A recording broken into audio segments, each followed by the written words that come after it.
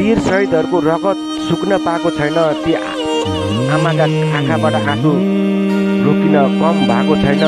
यतिखेरै जुगाले टाउको ठाडो बनाए जसरी मेरो पार्टी कार्यालय बनाउँछु, मेरो यो बनाउँछु, म त्यसलाई हानिदिन्छु, यिनीहरूले यस्तो गर्यो त्यस्तो गर्यो भन्नुभन्दा पहिला हरेक कालखण्डमा हाम्रो यस्तो युद्ध नभएको होइन, यस्ता क्षति नभएको हरेक कालखण्ड भएको छ। त्यतिखेर म यसो गर्छु उसो गर्छु भनेर धेरै वीर सैनिकले बलिदान प्राप्त गर्नुभयो। र त्यतिखेर केही भएन, आफ्नो आसे पासे धुबौरी रैती यताउता बनाउने मात्रै काम भयो, देश बनाउने काम भएन। त्यसैले अहिले नयाँ पुस्ताले चाहिँ यसो हुनु हुँदैन भनेर गर्दै गर्दाखेरिमा आउनुहोस् न, सबैजना हात मिलाउनुहोस्, हातेमालो गर्नुहोस्। हामी हिजो कुबाटोमा थियौँ, आज हामी सचिनुपर्छ।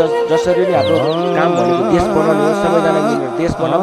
भोलिको दिनमा चुनाव हुँदैछ, मन जितौँ, जनताको मन जितौँ, जनता सामु जाउँ, फेरि हामी यसो गरेर गरौँ, देश बनाउँ भन्ने यदि तपाईँहरूको चाहना, यदि म आफ्नो मान्छे बसाउँछु, आसे पासे धुबौरी बनाउँछु, आफू बन्छु भन्नु छ नि, सरी त्यसको लागि।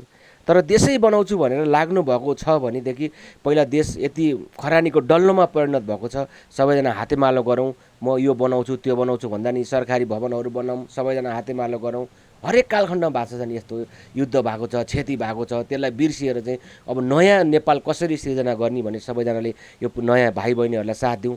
यो पो हो त हाम्रो हामी नेपालीको महानता। यसलाई पो हामीले चाहिँ सर्वोपरि ठान्नुपर्छ। त्यसैले यो धम्की दिनु, यसो गर्नु त्यसो गर्नु, सबैजना मिलौँ, हातेमालो गरौँ, देश बनाऊ। भोलि जनताको मन जितेर फेरि तपाईँहरू त्यो ठाउँमा पुग्नु होला, त्यसमा आई डोन्ट केयर। तर यो भाइ बहिनीहरूको यो बच्चाहरूले बलिदान दिएका छन् यार, यसको बारेमा नि सोचौँ न।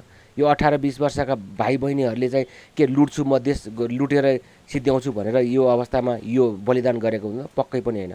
देश बनोस्, हाम्रो पिँढीले सुख चयन भोग्न पाओस्, सबैलाई यहाँ रोजगारीको व्यवस्था होस्, देश उन्नति प्रगतिमा जाओस्, दुनियाँको सामु हामी सिर ठाडो गर्न पाऊँ भनेर बलिदान दिएका हुन् यार सबैले। त्यसैले आफ्नो मातृभूमिलाई सबैले बनाउने सोच राख्नु होला, यो रणभूमि मैदान नबनाउनु होला प्लिज। जय श्रीराम, हर हर महादेव, जय देश।